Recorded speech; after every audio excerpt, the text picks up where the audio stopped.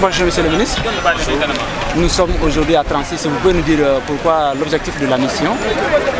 Comme vous le savez, il y avait un certain temps, on a entamé les travaux de réfection de la voirie de Conakry.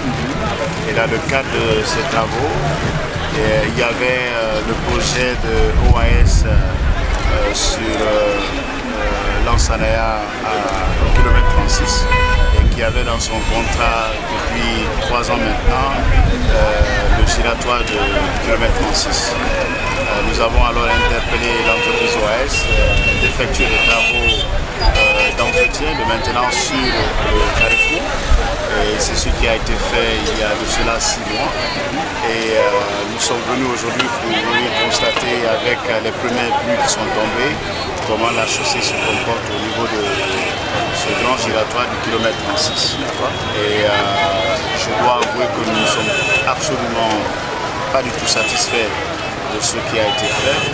Et comme souvent on le dit, après les grosses pluies, quand le goudron est mis, c'est parti tout de suite. Hélas, ici, c'est le constat que nous venons de voir. Donc, nous allons convoquer l'entreprise dès demain pour une réunion de travail, voir exactement ce qui n'a pas marché, la mission de contrôle qui était sur le terrain, la situation de la mission de contrôle pour le suivi, parce que c'est la garantie ou la qualité du travail effectué est assurée par cette mission de contrôle.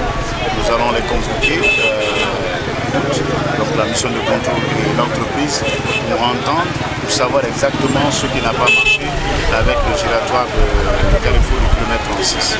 Donc nous n'allons pas accepter que des millions de dollars, des milliards soient déboursés et que les routes qui sont réparées ne tiennent pas. Ça, c'est absolument pas acceptable. Les sanctions qui s'imposent, qui doivent s'imposer seront prises. Qu'est-ce qui pourrait être effectivement pris comme mesure aujourd'hui pour essayer de rétablir vraiment une route bien faite pour les gens? Lors de cette réunion, nous allons discuter des solutions à apporter et je peux vous rassurer que très rapidement, les mesures vont être prises pour améliorer le confort de circulation de nos citoyens.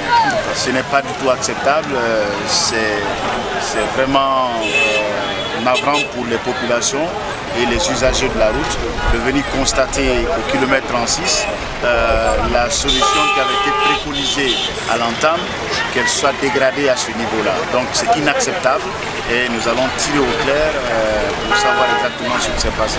Mais d'ici là, nous allons trouver des solutions intermédiaires pour pouvoir améliorer de façon significative la circulation, rendre plus carrossable encore ce carrefour parce que c'est très difficile à pratiquer aujourd'hui. Et vous voyez les embouteillages s'étendent presque sur 2 km, c'est inimaginable, les gens perdent 2 heures de temps dans l'embouteillage au niveau de ce carrefour. Donc nous allons y remédier très rapidement. Nous sommes sortis justement pour voir aussi avec cette saison de pluie le comportement de la chaussée de façon générale dans Conakry. Vous n'êtes pas sans savoir que Conakry a une pluviométrie presque de 4 mètres de pluie par an. Presque 3900 mm de pluie sur Conakry chaque année. Donc il pleut abondamment sur Conakry. Quand vous prenez qu'il y a c'est environ 2000 mm, donc 2 mètres de pluie.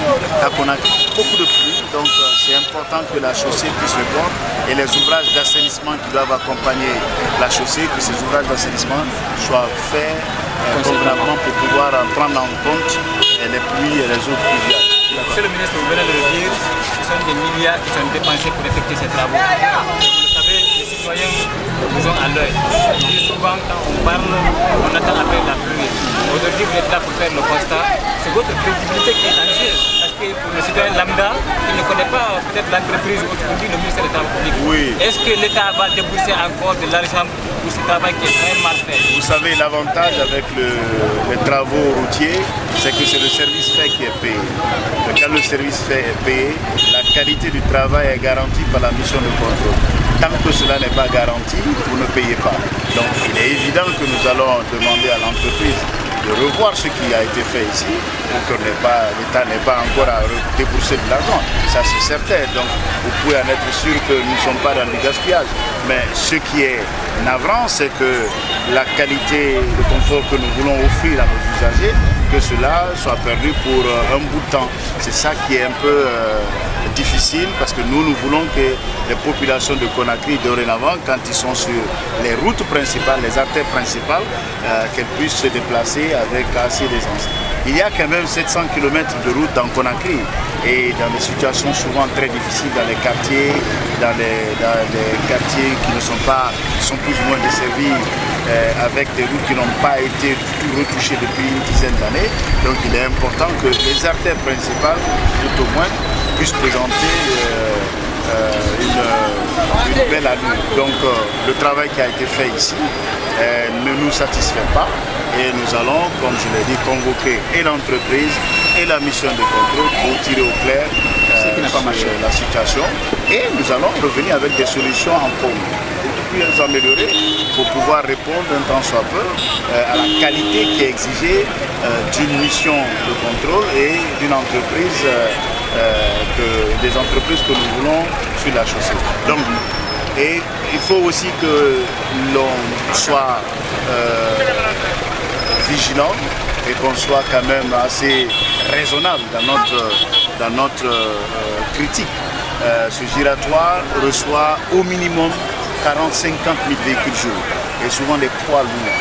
Donc ils s'arrêtent en haut sur la colline pour remonter. Donc le giratoire subit énormément de problèmes. C'est pour cela que nous avons prévu justement de faire un échangeur ici pour pouvoir limiter le temps d'arrêt des véhicules. Parce que quand un véhicule, un camion s'arrête et puis doit redémarrer, ça joue fortement sur la chaussée. Donc quand on aura le carrefour, l'échangeur totalement construit ici, je pense que ça va prendre en compte totalement et définitivement ces problèmes que nous connaissons. Même la solution qui va être faite ici, c'est pour maximum 1 année, 2 ans, le temps de construire l'échangeur. Je rappelle que les fonds liés à cet échangeur sont déjà bouclés. C'est avec l'entreprise Civiltech qui doit faire les travaux dans Conakry, les 2 échangeurs de kilomètre 36 sur le Cangalin. Donc les fonds sont déjà trouvés.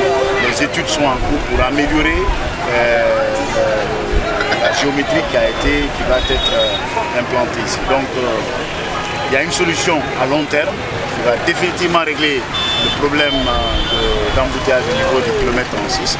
Mais pour cette solution transitoire, nous sommes tenus, obligés d'interpeller cette entreprise qui avait un contrat depuis 2 ans, 3 ans et qui devait s'exécuter depuis très longtemps, malheureusement qui a fait un travail qui n'a pas tenu une première saison. Et quand on regarde le comportement sur le reste de la chaussée, je dois dire que ce qui a été fait déjà par les entreprises que nous avons déployées sur le terrain depuis le mois de décembre, il y a lieu d'être satisfait. Nous voyons par-ci par-là les travaux qui ont été très bien exécutés et pour ce premier mois de juillet et le mois de juin, nous sommes heureux de savoir que ça n'emporte pas le goudron. Voilà. Il y a des ouvrages d'assainissement qui doivent être améliorés et le suivi permanent. Dans beaucoup de pays, vous n'avez pas 4 mètres de pluie. Souvent, on aime prendre l'exemple sur le Sénégal. Je te rappelle un instant, il n'y a même pas 50 mm de pluie. Donc ce n'est pas la même chose, ce n'est pas les mêmes structures que nous construisons. Les structures que nous avons ici sont encore beaucoup plus chères parce qu'il faut prendre en compte, au-delà de la surcharge, au-delà des poids lourds que nous avons, il faut prendre en compte aussi la nature du terrain, il faut prendre en compte la géographie et le climat. Monsieur le ministre, je vais amener sur un autre angle parce que quand on parle des routes, il y a la construction, il y a l'exploitation, il y a l'entretien. Sur les routes qu'on est en train de faire actuellement, on constate qu'il y a certains points qui se permettent de mettre les camions, le goudron et qui dégradent la route. Quelles sont les dispositions qui doivent être prises pour que cela cesse? Je pense que il y a le rôle régalien de l'État de s'assurer que justement, quand des millions de dollars et des milliards de francs guinéens sont investis pour construire les routes, que nous les protégions. Ça, c'est pour l'État. Dans un deuxième temps, il y a aussi la responsabilité citoyenne des uns et des autres. parce que ce sont des taxes que nous collectons pour réaliser ces routes. Et quand on met en priorité la réalisation d'une pareille route, c'est important que les populations aussi veillent sur le fait que le voisin ne vienne pas verser de l'huile là-dessus, ou bien qu'on n'en fasse pas un lavage auto.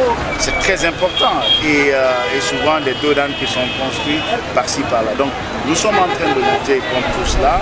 Il y a une direction nationale de la protection routière qui va se déployer très rapidement sur le terrain. Nous avons un service d'intervention rapide justement qui va dans les jours à venir être sur le terrain, non seulement pour veiller sur les petites dégradations que nous constatons là, ça et là pour corriger rapidement, mais aussi l'occupation anarchique de la chaussée. Et vous vous souviendrez, on avait fait un communiqué avec les autres ministères concernés, l'administration du territoire, avec le ministère des Transports, pour que nous puissions déguerpir les gens sur la chaussée. Et c'est d'actualité, nous allons nous retrouver encore pour prendre les dispositions nécessaires parce que le communiqué a été largement diffusé pour que les gens puissent libérer la route. Et on va s'y atteler pour que cela se fasse. Et le scénario généralement sur notre route, c'est le comportement des uns et des autres.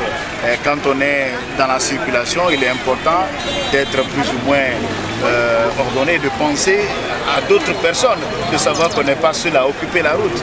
Mais quand vous constatez un peu, je dirais, la scène désolante qu'on voit avec les usagers, avec tous ceux qui